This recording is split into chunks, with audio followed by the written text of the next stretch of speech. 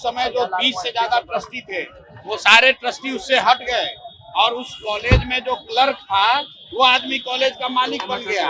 वो कैसे बन गया यही तो पूछ रहे हैं।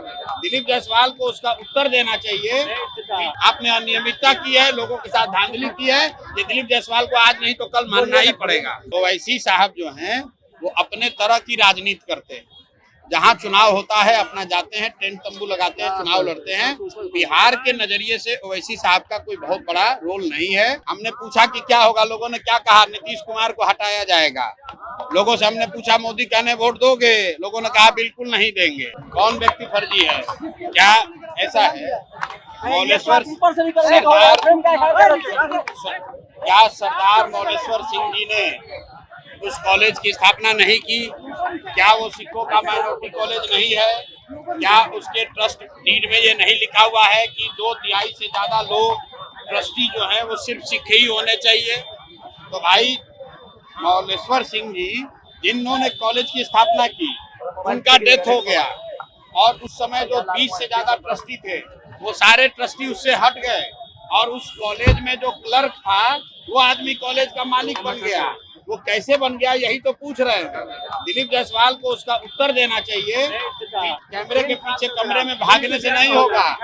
आज जवाब नहीं देंगे तो फिर प्रेस कॉन्फ्रेंस करेंगे और इतना घोटालाबाजी किए हैं सबका पर्दाफाश होगा। दिलीप जायसवाल को बिना जवाब दिए अब आगे का रास्ता नहीं मिल सकता है। प्रशांत किशोर ने अगर एक बार कहा है इस आदमी ने गलती किया है, हमारे पास सारे साक्ष्य हैं, सारे तथ्य हैं जो समाज के बीच में हमने रखा है। अगर हम गलत बोल रहे हैं तो हम पर केस कीजिए, हम पर मानहानि कीजिए, हमको जेल में डालिए, लेकिन अगर गलत नहीं कह रहे हैं तो स्वीकार करो कि तुमने कॉलेज कब्जा किया है, आपने अनियमितता की है, लोगों के साथ धांधली की है। ये दिलीप जायसवाल को आज नहीं तो कल मानना ही पड़ेगा। वोटर लिस्ट को लेकर सवाल ये कि सर जो अभी फॉर्म सबमिट किया जा रहा है नाम भी गलत किया जा रहा है सर। 12 अंकों का आधार कार्ड है सर। वोटर लिस्ट का ये जो पूरा अभियान है वो सिर्फ और सिर्फ सत्तारूढ़ दल को मदद करने के लिए कराया जा रहा है, क्योंकि जो लोग सत्ता में हैं उनको मालूम है कि लोगों में कितनी नाराजगी है। जो प्रवासी मजदूर हैं वो जान रहा है कि वो आएगा तो इसके खिलाफ वोट देगा। इसीलिए उन लोगों का नाम काटने के लिए जो गरीब वर्ग के लोग हैं, जो सरकार की व्यवस्था से नाखुश हैं, वो वोट न दे दे, सरकार को हटा न दे। इसलिए चुनाव आयोग भाजपा के साथ मिलकर ये काम कर रहा है। मेरा लोगों से अपील है कि जिसका भी नाम काटा जा रहा है आपको घबराने की जरूरत नहीं है, आप लड़िए, ये आपका राइट है। वोट देने से आपको कोई रोक नहीं सकता है। अगर आपको अपना रास्ता नहीं दिख रहा है तो किसी न किसी पॉलिटिकल पार्टी के कार्यकर्ता से संपर्क कीजिए, जनसुराज से संपर्क कीजिए। जनसुराज अच्छा नहीं लगता है, दूसरे नेताओं से, दूसरे दलों के नेताओं से संपर्क कीजिए, लेकिन आप वोट देना आपका मौलिक अधिकार है। चुनाव आयोग के पास ये अधिकार नहीं है कि वो नागरिकता किसी की तय करे। ये सुप्रीम कोर्ट का आदेश है।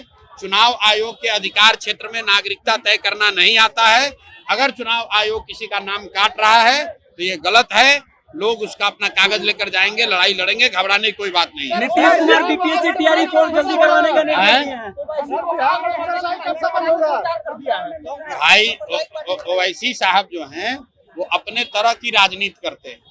जहाँ चुनाव होता है अपना जाते हैं, टेंट तंबू लगाते हैं, चुनाव लड़ते हैं। बिहार के नजरिए से ओवैसी साहब का कोई बहुत बड़ा रोल नहीं है।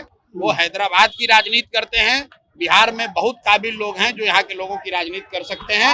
हम लोग को हैदराबाद से नेता को इम्पोर्ट करने की जरूरत नहीं है। नीतीश कुमार बीपीएससी तैयारी फॉर्म जल्दी करवाने का निर्देश दिए हैं।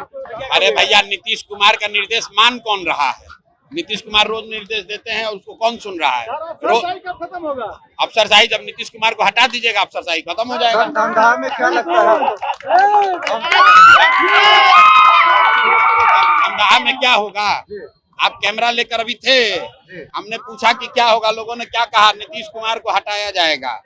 लोगों से हमने पूछा मोदी कहने वोट दोगे, लोगों ने कहा बिल्कुल नहीं देंगे।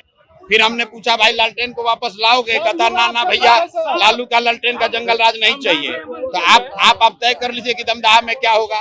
दमदाहा में भी बिहार की तरह जनता का राज होगा, जनसुराज होगा। क्या किसका गढ़? कौन मैडम का? राजतंत्र है, ये राजतंत्र है। किसी का गढ़ नहीं है, ये जनता का गढ़ है। जनता जिसको चाहेगी वो मालिक बनेगा, किसी का गढ़ और नहीं होता है। चलिए